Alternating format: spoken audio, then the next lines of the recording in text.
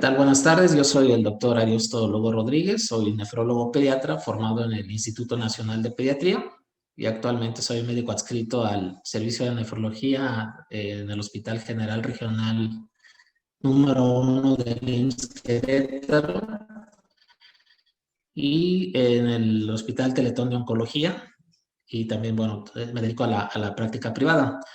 Les voy a compartir un poco mi experiencia con las nuevas alternativas de tratamiento del raquitismo hipofosfatémico ligado al cromosoma X y platicaremos un poquito de un tema ya tocado por otro de los ponentes, que es el tratamiento habitual para este tipo de pacientes.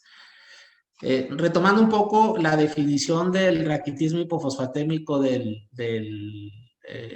ligado al cromosoma X, pues básicamente es una enfermedad en la cual hay una alteración en la diferenciación del condrocito. Los condrocitos son las células cartilaginosas que se están reproduciendo para formar nuevas células y que nos permiten el crecimiento. Entonces, hay una alteración en este tipo de células. También hay una alteración en la mineralización del cartílago del crecimiento, como se había comentado previamente, y hay una alteración en la mineralización del hueso propiamente. Entonces, esto va a venir consecuencia de lo que vamos a ver aquí un poquito más adelante. Podemos ver aquí que los condrocitos o este tipo de células se encuentran en las porciones pues terminales o distales de los huesos, y esto es lo que nos permite el crecimiento del hueso, y esto es lo que está realmente alterado cuando tenemos este tipo de enfermedad. Ajá. Las causas pues pueden ser básicamente dos: la falta de vitamina D o falta de calcio, y la otra causa puede ser la falta de fósforo. Ajá. Y de aquí viene una clasificación en la cual hay raquitismos calciopénicos, en donde hay deficiencia de los aportes de calcio por un déficit nutricional, o bien por alguna enfermedad que nos permite o que nos impide más bien la absorción del sodio, del calcio, y eso implica que no haya buenas cantidades de calcio afectando estas zonas del hueso. Sin embargo, lo que nos atañe ahorita son los raquitismos hipofosfatémicos, en los cuales hay un déficit de fósforo y puede ser carencial por una mala ingestión de las cantidades de fósforo, o bien todos los raquitismos que son familiares o son genéticos. El más importante es este primero, que es el raquitismo hipofosfatémico ligado al cromosoma X, aunque bueno, también hay otros raquitismos hipofosfatémicos de tipo hereditario. Y bueno, tenemos dentro de esta clasificación otros raquitismos por anomalías primarias en el metabolismo de la vitamina D, que ahorita hablaremos un poquito más, y los raquitismos mixtos, pero bueno, nos centraremos mucho en el raquitismo hipofosfatémico ligado al cromosoma X. ¿Ah? Y bueno, ¿qué es este raquitismo hipofosfatémico ligado al cromosoma X, que se abrevia con las letras XLH? Pues básicamente es la forma más frecuente de raquitismo hereditario. Prácticamente representa el 80% de los raquitismos hereditarios, de los que están relacionados con el fósforo, y existe una prevalencia de un paciente por cada 20,000 recién nacidos vivos a nivel mundial y una incidencia de 4.8 por cada 100,000 nacidos vivos. Ajá. Y la causa de esta enfermedad, como seguramente ya se tocó, es que hay una mutación en un gen que se conoce como FEX, y se conoce así por este nombre, que es el gen regulador de fosfato con análogos a las endopeptidasas en el cromosoma X. ¿Ah? La falla de este gen va a provocar que haya un aumento por parte del hueso. Este gen provoca que el hueso produzca grandes cantidades del factor de crecimiento de fibroblastos 23, mejor conocido como FGF23, y este a su vez va a provocar dos situaciones. Uno, en el riñón va a provocar que haya una disminución de la absorción tubular de fósforo, y por otro lado, a nivel intestinal va a provocar que haya una disminución de la producción de la 1,25-hidroxivitamina D. Entonces voy a adentrar un poquito en esto para poder llegar al tratamiento. Y bueno, pues a lo mejor para los no conocedores explicaré brevemente cómo es el mecanismo de formación de la orina. Entonces, posterior a la ingesta de alimentos, estos alimentos se van a digerir en el tracto digestivo, llegarán al hígado, y los alimentos que consumimos se van a convertir en glucosa, como parte de la energía para aprovechar la alimentación, y van a producir algunos desechos o toxinas que en términos generales conoceremos como urea y creatinina, aunque hay una gran cantidad de sustancias que van dentro de la sangre y que van a llegar al riñón por este vaso sanguíneo rojo que se conoce como arteria renal. Esta arteria renal se va a dividir en vasos sanguíneos cada vez más y más y más pequeños. Una vez que llega a tamaños microscópicos, estos vasos sanguíneos que son de color rojo van a filtrar la sangre literalmente en el riñón y la sangre regresará limpiecita por estos vasos sanguíneos azules de regreso a la circulación corporal. Y todo lo que se lavó va a salir por este tubito rosa en forma de orina. ¿Ah? Aquí vemos un pequeño círculo donde nos están esquematizando lo que son las coladeritas del riñón llamadas nefronas. ¿Ah? Y comentaba que el vaso sanguíneo rojo se va a dividir en vasos sanguíneos cada vez más y más y más pequeños. Cada riñón tiene 1 millón de nefronas. Entonces, la nefrona está constituida por una esfera que se llama glomérulo y por una serie de tubitos que podemos ver aquí. Este primer tubo se llama túbulo proximal. Esta zona curviadita se llama asa de Henle. Este segundo tubo se llama túbulo distal. Y tenemos un tubo que se llama túbulo colector. Entonces, comentando que el vaso sanguíneo se iba dividiendo cada vez más y más y más, y considerando que hay 1 millón de nefronas, a nivel microscópico va a llegar la sangre sucia a esta esfera y es aquí donde se van a salir todas las toxinas. Para salir entonces la sangre limpiecita por acá y de manera esquemática vemos entonces cómo la sangre sucia se convierte en sangre limpia. Se torna entonces de color rojo a color azul de manera esquemática. Y todos los desechos ya salen por aquí, por el tubito, en forma de orina. Y por aquí va la orina, desembocando entonces esta nefrona en un tubo colector en donde van desembocando varias nefronas y este tubo colector a su vez desembocará en esta pelvis renal formándose la orina. Es así como eliminamos los desechos a través de la pipí. Entendiendo una vez esto, tenemos aquí un acercamiento de lo que es la nefrona. Y platicamos entonces que llega la sangre sucia a la esferita y salen entonces todos los desechos en este primer filtro. Y los desechos entonces ya vienen por aquí siguiendo el trayecto de las flechas moradas.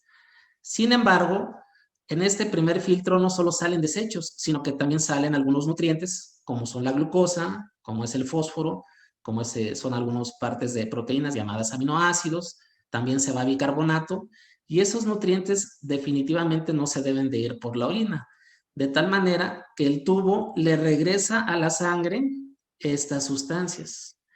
Y es efectivamente en este tubo donde tenemos el defecto. El fósforo, en vez de regresarse a la sangre, se nos va por la orina y entonces empezamos a orinar un nutriente importante que es el fósforo, a consecuencia de que se produjo una gran cantidad del FGF23 que habíamos comentado previamente. Y entonces esto provoca que los pacientes tengan cantidades deficientes de fósforo en la sangre porque literalmente los estamos orinando. Y comentaba que la otra situación que también provoca es que disminuyen la producción de vitamina D funcional o vitamina D activa. Y entendiendo un poquito cómo es la función o la formación de vitamina D, nosotros por el solo hecho de asolearnos, nuestra piel va a producir vitamina D. También, bueno, vamos a ingerir un poco de vitamina D con los alimentos, pero bueno, la principal fuente va a ser la vitamina D que se produce por el hecho de asolearnos. Esta vitamina D que se produce en la piel va a sufrir una primera transformación, es decir, se produce la vitamina D en la piel, se absorbe y llega a nuestros vasos sanguíneos de la piel y de ahí va a llegar vía sanguínea al hígado y en el hígado va a sufrir una primera transformación para convertirse en 25-hidroxivitamina D. Saldrá la sangre con la 25-hidroxivitamina D del hígado y entrará al riñón y entonces va a sufrir una segunda transformación para convertirse en 1,25-hidroxivitamina D3 y esta es la vitamina D útil. Ajá. Esta vitamina D, una vez que se transforma en el riñón, nos va a permitir tener adecuados niveles de calcio obtenidos a partir de la dieta, como comentaba, Y por otro lado, también nos va a permitir que entre una buena cantidad de calcio a los huesos. Por ahí hay un comercial que dice que coma cierto producto para tener huesos fuertotototes, y bueno, son productos lácteos con contenido de calcio. Pues gracias a esta vitamina D se puede tener este tipo de huesos fuertes. Entonces, comentábamos que el FGF23 que produce el hueso nos impide, por un lado, absorber el fósforo, que no se debería de ir entre los desechos, y se termina yendo. Y por otro lado, pues no tenemos una buena producción de esta vitamina D que nos va a servir para tener buenas cantidades de calcio. Entonces, una vez entendiendo esto, pues el tratamiento inicial del que ya se ha de haber platicado, fue la reposición. Bueno, aquí vemos precisamente el GenFEX. Lo que va a provocar es que el hueso produzca grandes cantidades de FGF23, provocando entonces que no haya la 1-alfa hidroxilasa que se forma en el riñón, y esto va a provocar que haya una mala absorción de fósforo y de calcio a nivel intestinal, y esto va a provocar la hipofosfatemia. Y por otro lado, este FGF23 va a provocar que no haya una buena absorción en el tubito, porque se alteran estas dos proteínas que nos permiten absorber el fósforo a nivel del túbulo, y entonces vamos a orinar grandes cantidades de fósforo, y entonces esto nos va a provocar que también el fósforo se nos caiga, y vamos a tener en consecuencia una mineralización defectuosa en nuestros huesos. Entonces, sabiendo que el problema era que tiramos mucho fósforo y el problema que no hay suficiente vitamina D, el tratamiento pensado fue reponer entonces con fósforo lo que estamos tirando. Es decir, si tiramos fósforo, pues hay que dar mucho fósforo para que de alguna manera compensemos. Y por otro lado, pues hay que dar la vitamina D que nos permita absorber a nivel intestinal nuestro calcio y nuestro fósforo. Entonces, aquí en México utilizamos mucho el calcitriol. Estaba leyendo que en otros países utilizan el calcidiol, y bueno, el objetivo propiamente es eso. Entonces, bueno, pues las sales de fósforo se calculaban de 35 a 60 miligramos por kilo por día, y se iban ajustando, valorando obviamente por la evolución clínica del paciente, midiendo sus niveles de fósforo, de cómo se está comportando la paratormona, que es una hormona que se produce en el cuello, que seguramente ya hablaron de ella en otras de las pláticas, revisando cómo va la fosfatasa alcalina, revisando cómo va el crecimiento de los huesos. Entonces es un tratamiento multidisciplinario, y en base a eso se van ajustando las dosis de sales de fosfato, y también se va ajustando la dosis de vitamina D, que se conoce también como calcitriol. No nada más se conoce con el nombre de 1,25 hidroxivitamina D, sino que de manera más sencilla se conoce también con el nombre de calcitriol, y se calcula de 20 a 30 nanogramos por kilo por día. Sin embargo, bueno, este tratamiento pues tenía un éxito limitado. Seguramente muchos de nuestros pacientes que están oyendo esta plática tendrán experiencia con esto. Pero bueno, surge un nuevo tratamiento que empieza a estudiarse por ahí del 2010. Se empiezan a hacer estudios para protocolizar la funcionalidad de este medicamento, y en 2018 ya se autoriza su uso en Europa, y a partir de noviembre del año pasado, del 2020, en plena pandemia, se autoriza su uso en México, que es de donde estamos haciendo esta plática. Y bueno, el primer tratamiento es iniciado en México, según me dicen, en mayo de este año. Prácticamente tenemos un mes tratando a la primera paciente aquí. ¿Y cómo consiste o cómo funciona este tratamiento? Este nuevo medicamento es un anticuerpo monoclonal de inmunoglobulina G1 humana. ¿Y qué es lo que hace? Para empezar, identifica las moléculas de FGF23. Una vez que las identifica, se une este anticuerpo a esta molécula, y una vez que se unió, bloquea su exceso de actividad. Y entonces, al bloquear el exceso de actividad, se acaba todo el problema, porque dejamos de orinar las cantidades de fósforo que estábamos orinando. Y por otro lado, ya no tenemos problemas a nivel intestinal, con el uso del calcitriol. Entonces podemos tener una adecuada absorción del fósforo y del calcio. Entonces, este nuevo medicamento, vemos aquí entonces al gen FEX, que nos va a provocar que haya un aumento del FGF23, pero dando este nuevo medicamento de nombre Burosumab, lo que va a provocar es que se inhiba el exceso de actividad del FGF23 y en consecuencia aumentará las concentraciones de la 1-alfa hidroxilasa y habrá buena formación del 1,25 hidroxi vitamina D, que es propiamente el calcitriol que nos hacía falta, y esto va a mejorar la absorción de fósforo a nivel intestinal y como consecuencia se van a normalizar los niveles en sangre.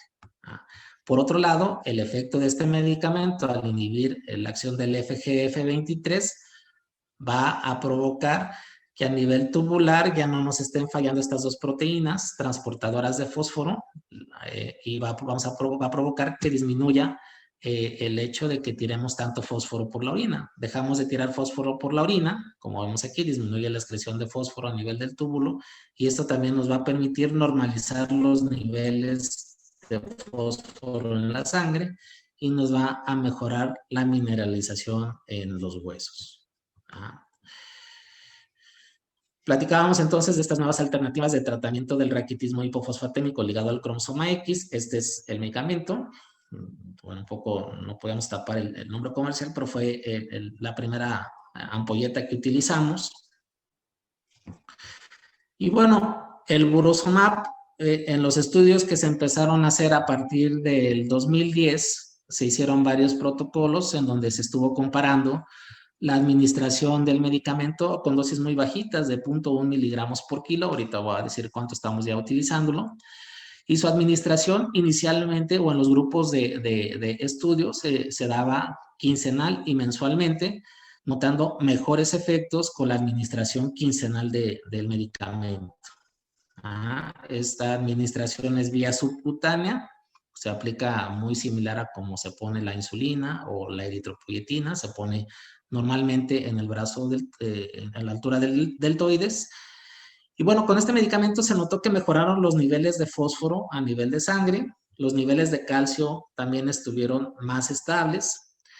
Algo que pasa mucho en los pacientes con raquitismo hipofosfatémico es que orinan gran cantidad de calcio y esto puede favorecer la formación de arenilla o inclusive la formación de piedras a nivel del riñón. Y bueno, probablemente algunos de los pacientes lleguen a tener esta situación. Con el uso de este medicamento, Burosumab, se vio que se disminuían los efectos o los eventos de nefrocalcinosis y mejoraron los signos de raquitismo. Básicamente, utilizaron dos escalas para valorar los signos de raquitismo, que era medir propiamente la muñeca y la rodilla, a través de un índice que se llama el Rickets Score Severity o ¿cómo se llama? La puntuación de severidad del raquitismo, mejor conocido como RSS. Y también se utilizó una escala para valorar la mejoría del raquitismo, esta que se llama RGI-C, que es la impresión global de cambios radiográficos. Notaron entonces en un estudio de 64 meses que hubo una mejoría a nivel de huesos con el uso de este medicamento y sobre todo con la administración quincenal. Por otro lado, también disminuyó la cantidad o los valores o los niveles, perdón, de fosfatasa alcalina y en consecuencia al tener una mejor osificación mejoró la talla. Entonces, básicamente a partir de esto empiezan a hacer todavía más estudios.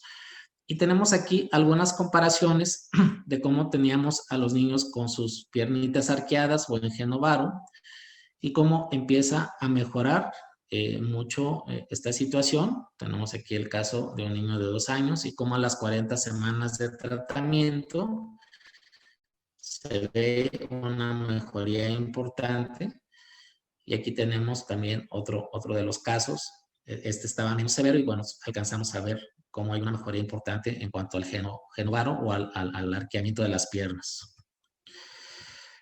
En base a todos los estudios hechos, hicieron aquí algunas conclusiones. notaron que el fósforo sérico definitivamente mejoraba con el uso de este anticuerpo monoclonal y se mantenía de manera constante. Ya no había la situación de altas y bajas en los niveles de fósforo, sino que se mantenía ya en valores normales el fósforo sérico. ¿Ah? No había realmente ninguna afectación a nivel de la filtración glomerular y la eliminación de fósforo en la orina también mejoraba. Ajá, se normalizaba, ya no perdíamos las grandes cantidades y también mejoraba la cantidad del 1,25 hidroxivitamina D o calcitriol que habíamos comentado, que se produce en el riñón por estas transformaciones. Y a las 64 semanas es cuando se hacen las conclusiones finales. Obviamente también notan que hay una mejoría en la salud esquelética, ajá, en relación o en comparación con la terapia convencional, que es a base de fosfatos y de la vitamina D o calcitriol, y notaron que mejoraban totalmente las deformidades de miembros inferiores. Ajá. Eh, Había una mejoría en los niveles de fosfatasa alcalina y obviamente también había una mejoría en la talla o en el crecimiento. Al estar los huesos así que más fuertes o más rectos, había una mejoría de estos pacientes. Perdón. Eh, la otra situación que también notaron es que mejoraba la funcionalidad física del paciente. Una de las pruebas que hacían es que ponían a caminar al paciente durante 6 minutos, ajá, y valoraban la distancia recorrida del paciente y notaban que el rendimiento del paciente, valorando estos 6 minutos de caminata, pues mejoraban. El paciente caminaba una distancia aún mayor al mejorar pues toda su situación esquelética. ¿Ah? Y obviamente tenía mucho más funcionalidad física teniendo los huesos sanos. Pues vemos aquí la seguridad del medicamento en los niños. Realmente no encontraron que hubiera un efecto de que el fósforo ahora se fuera para arriba. Ajá. El fósforo se mantuvo siempre estable en los pacientes estudiados.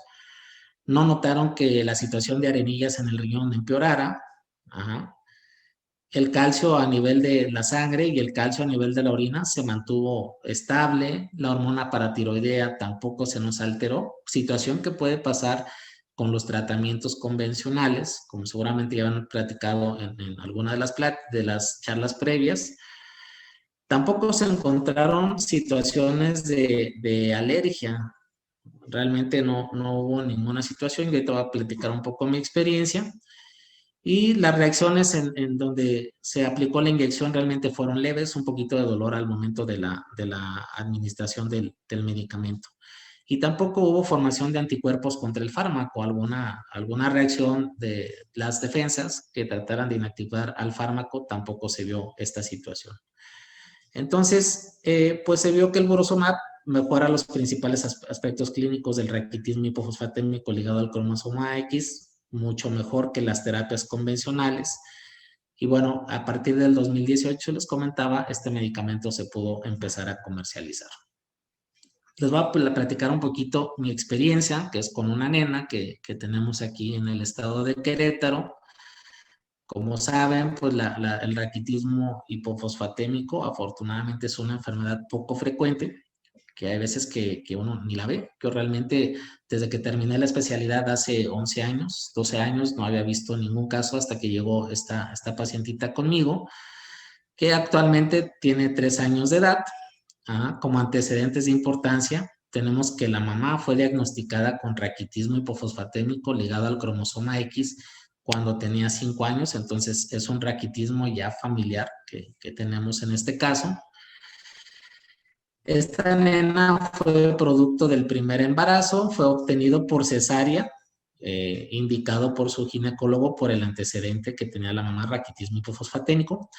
Y la nena, pues en términos generales, nace con un buen peso y un buen tamaño, pesando 2.750 gramos y 52 centímetros de estatura. Había tenido un desarrollo psicomotor y de crecimiento básicamente normal. Sin embargo, como al año y medio de edad, la mamá empieza a notar que las piernas están curviadas, que tiene genovaro, y es cuando dice, bueno, esta situación me pasó a mí por el propio antecedente que ella tuvo. Inclusive comentaba que consultó a varios médicos y le dijeron que tenía pocas posibilidades de que su nena naciera así, y desgraciadamente, bueno, pues sí, sí le tocó. Y bueno, pues yo la veo en una primer consulta referida por un ortopedista pediatra al año 9 meses de edad, con un peso de 9 kilos 700 gramos. Estaba bajita de peso, por debajo de la percentil 5, y un tamaño de 80 centímetros, ese pues relativamente dentro de lo normal. Llega con estos estudios una creatinina de 0.43 miligramos por decilitro y una urea de 28.4 miligramos por decilitro, que nos traduce en una función del riñón en términos de eliminación de desechos prácticamente normal. Sin embargo, llama aquí la atención que el fósforo está bajito, estaba en 2.9 miligramos por decilitro. La 1,25 hidroxivitamina D estaba en los límites normales bajos, en 30.4 gramos nanogramos por mililitro. El límite inferior lo marcan como 30, algunas literaturas. La paratormona estaba dentro de valores normales y la fosfatasa alcalina, pues, terriblemente elevada, con un porcentaje de reabsorción de fósforo del 60%. Lo normal es que por lo menos se reabsorba el 70% del fósforo que está pasando por el tubito, es decir, se debe de tirar como máximo el 30% del fósforo. Pues bueno, ella tiraba el 40%, entonces tenía nada más una reabsorción del 60%, y afortunadamente no tiraba grandes cantidades de calcio, tenía una relación calcio-creatinina de 0.04, mientras sea menor de 0.21 estamos hablando de una relación normal, no tenemos problemas aquí. Pero bueno, si vemos aquí que tenía fósforo bajo, una fosfatasa alcalina elevada y un porcentaje de reabsorción de fósforo muy bajito, es decir, la niña estaba perdiendo cantidades importantes de fósforo por la orina. Ajá. Con esto, bueno, fue un primer acercamiento. Solicitamos algunos estudios todavía de ultrasonido y la vimos en una segunda consulta a los 2 años de edad con un peso de 10.11 kilos, todavía por debajo del percentil 5, creció 3 centímetros, se mejoró inclusive el percentil, estaba en el percentil 25, y en ese momento iniciamos tratamiento con la vitamina D, con los fosfatos a las dosis más altas de 60 miligramos por kilogramo por día. Nos reportaron un ultrasonido normal, el fósforo seguía prácticamente en 2.9. Ajá. La 1,25 hidroxivitamina D no habíamos tenido cambios. Perdón, son los mismos estudios previos. Perdón, lo que pasa es que estos segundos estudios más bien fueron complementarios de este primer acercamiento, nada más que aquí hubo un pequeño error.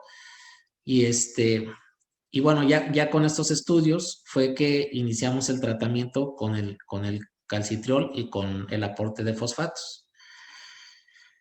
Prácticamente pues era a finales del 2019, yo ya había escuchado de este medicamento. Nos vimos para una tercera consulta, ya pensando en la posibilidad de dar este medicamento, valorando cómo había evolucionado con el tratamiento convencional esta paciente. Pues tenemos aquí estudios a los 2 años, 10 meses que la vimos con una creatinina de 0.4, una urea de 25.25, prácticamente normal. El calcio también en valores normales. Pero el fósforo, a pesar del tratamiento, estaba en 2.9, pues se nos cayó.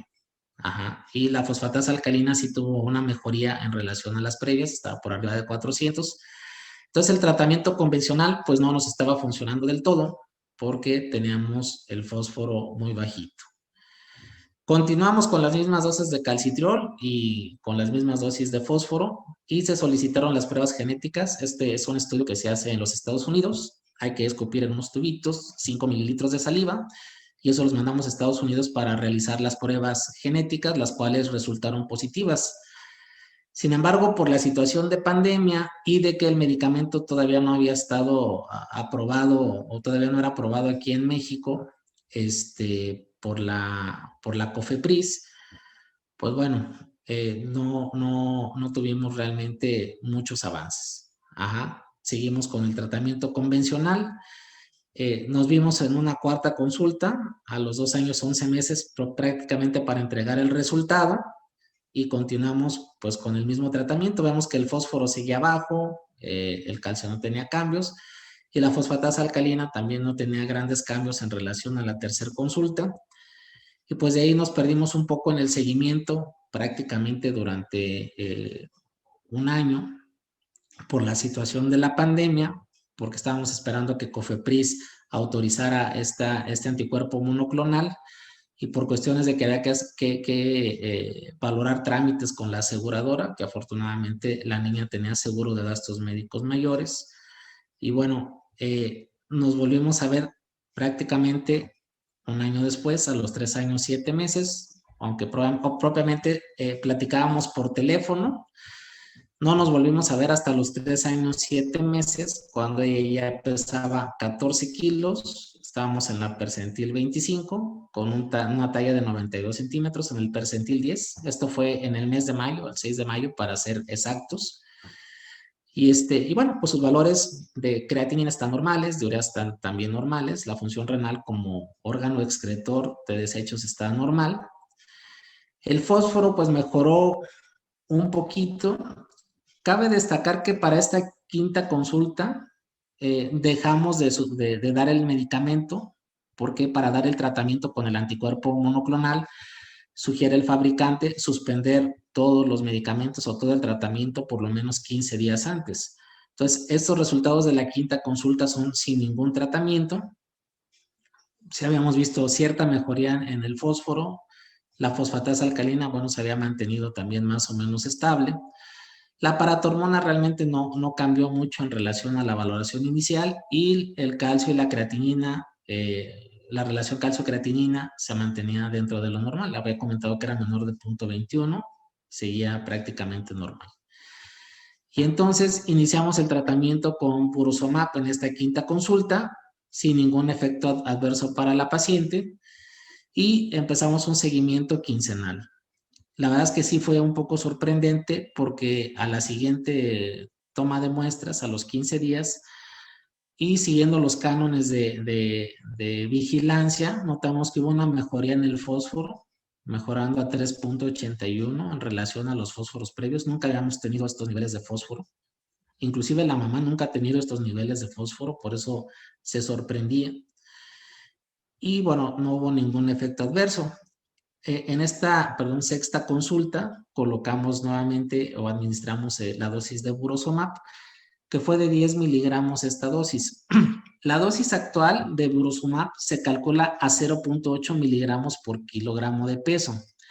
Y bueno, si hacemos la cuenta, 0.8 por 14 nos da poco más de 10 miligramos. La dosis es un poco costosa, entonces el fabricante sugiere que normalmente nos acerquemos a la dosis que trae el frasquito. Vienen en presentaciones de 10 miligramos, 20 miligramos y 30 miligramos. Entonces, hay que administrarle 12 miligramos. Bueno, administramos solo 10, un poquito la dosis más baja de lo que se recomienda.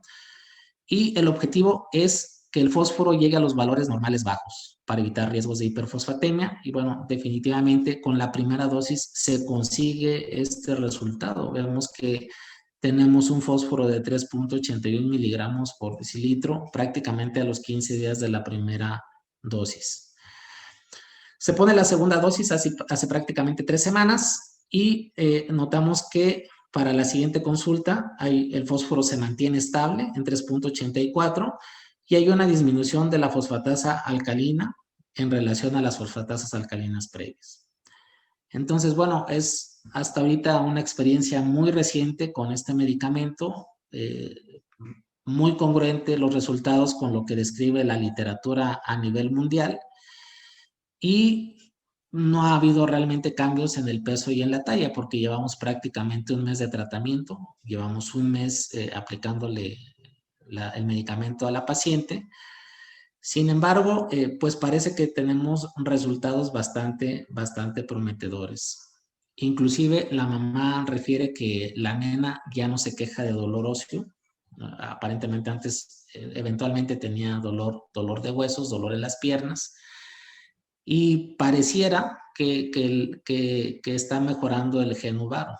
realmente el seguimiento radiográfico se hace hasta los 6 meses de tratamiento, de haber iniciado el tratamiento. Entonces, es muy pronto para poderlo decir, pero de manera subjetiva, pareciera que se ven menos curveadas las piernitas. Entonces, es un poquito de la experiencia que iremos generando aquí en el país con este nuevo medicamento y pues definitivamente se abre una ventana de oportunidad con este tipo de tratamientos, porque describe la literatura que prácticamente se mejoran todos los aspectos de la enfermedad, sobre todo los dolores que parecen ser importantes y pues mejoramos la calidad de vida. Entonces, transmitiremos posteriormente cómo nos está yendo en este caso. Ay, perdón, pues básicamente sería todo por el momento y mi participación y estaremos pendientes de todas sus preguntas. Muchas gracias.